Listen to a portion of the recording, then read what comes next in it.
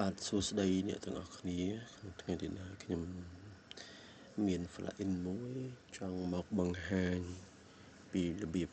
ក្នុងការប្រើប្រាស់ put object មួយចំនួនទៅតាមរាងផ្សេងដូចជាកោងនិងមូលផ្សេងអញ្ចឹង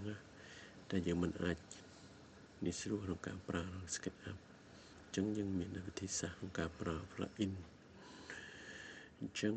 ខ្ញុំមានឧទាហរណ៍មួយដែលត្រូវ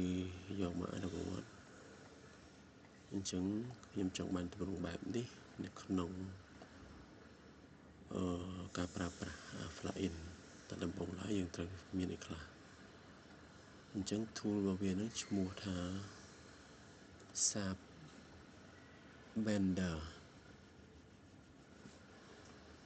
អញ្ចឹងខ្ញុំបាន set up រួចរាល់ហើយកម្មវិធីនេះ free ទេអញ្ចឹងដើម្បីធ្វើបានយើងត្រូវទី1យើងចេញមក object សិនហើយយើងចង់ទៅជាទម្រង់បែបណាអញ្ចឹងទម្រង់កោងនេះយើងចង់បានទំហំប៉ុណ្ណាគឺយើងឆែកមើលនេះសិនទម្រង់កោងនេះគឺផ្ទៃកោងដែលយើងចង់បានឲ្យវាទៅជារាងអីមួយអញ្ចឹងណាអញ្ចឹងត្រូវមាន line មួយដែលប្រើកោងតាមទម្រង់របស់យើងline នេះយើងអត់ត្រូវបានគ្រប់ទេណាយើងត្រូវ export វាចឹងអញ្ចឹងយើងមើលទំហំរបស់វាជាក់ស្ដែងតើមានទំហំប្រមាណវា8.42.2 ម៉ែត្រអញ្ចឹងណាអញ្ចឹងយើងទៅបង្កើត line មួយទៀតដែលមានទំហំដូចគ្នានឹងនេះអញ្ចឹងយើងចាក់ line ហ្នឹងមក3.42 ម៉ែត្រដូចគ្នាអូខេអញ្ចឹងយើងត្រូវបង្កើត object របស់យើងមួយដែលជាលក្ខណៈ pattern អញ្ចឹងណាយើងមកដាក់វាទៅអញ្ចឹងយើងcopy វាទៅឲ្យគ្រប់ចំនួនដែលយើងបានចង់បានហ្នឹងណាអញ្ចឹងទង់ប្រហែលជា13អូខេអញ្ចឹងតិចតួចអីអត់អីទេយើងអាចទីបានណាអញ្ចឹងយើងគ្រប់វាមិនមកគ្រប់វាសិនមកអូខេអញ្ចឹងយើងគ្រប់វាអូខេអញ្ចឹង line នៅក្រោមនេះនៅដដែលទេអូខេអញ្ចឹងយើង select object ហ្នឹងសិនមុននឹងយើងយក tool នេះ select object ហ្នឹងសិនមកហើយ select យកSAP Blender ហ្នឹងមកអូខេអញ្ចឹងវាតម្រូវឲ្យចុចលើ line នៅក្រោមរបស់នេះមួយ line ហ្នឹងគឺដើម្បីកំណត់ថាទម្រង់របស់យើងប្រវែងប៉ុណ្ណាដើម្បី apply ទៅលើទីតាំង object ដែលយើងចង់កោងចុចមួយមកអូខេអញ្ចឹងយើងរើសទៅលើ object ដែលយើងចង់កោងនេះឃើញវាចេញពណ៌ blue ហ្នឹងមានថាវា apply បានហើយ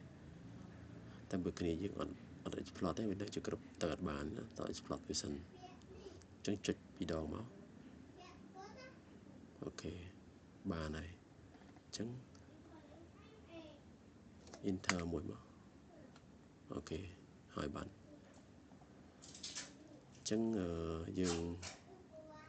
move វាចេញសិនអូខេបានហើយណាមានថាវាប្រើទៅជាទម្រង់កោងរបស់យើងហើយអញ្ចឹងយើងគ្រប់វាមួយទៅ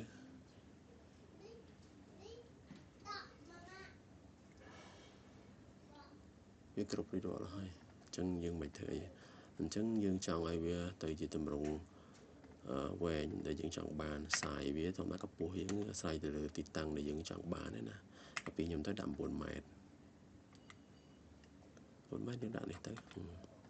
ហើយមុននឹងយើងនេះយើងត្រូវមើលពី channel កន្លែងកោងនេះអាចមានបញ្ហាអញ្ចឹងយើងចុចពីរដងកន្លែងហ្នឹងហើយយើងមើលកន្លែងទីតាំងវាយើងទៅ save កន្លែងកោងវាមានបញ្ហាអញ្ចឹងយើង fix វាកុំឲ្យវាមានបញ្ហាឡើងវិញ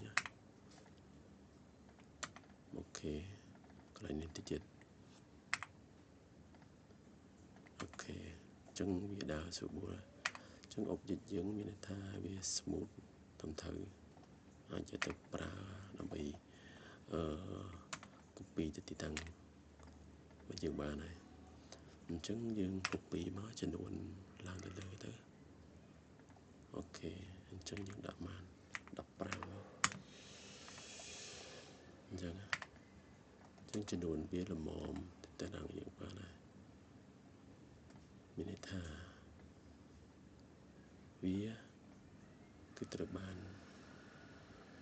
ទៅតាមរៀងដែលយើងបានកំណត់ហើយគ្រប់វាមួយមក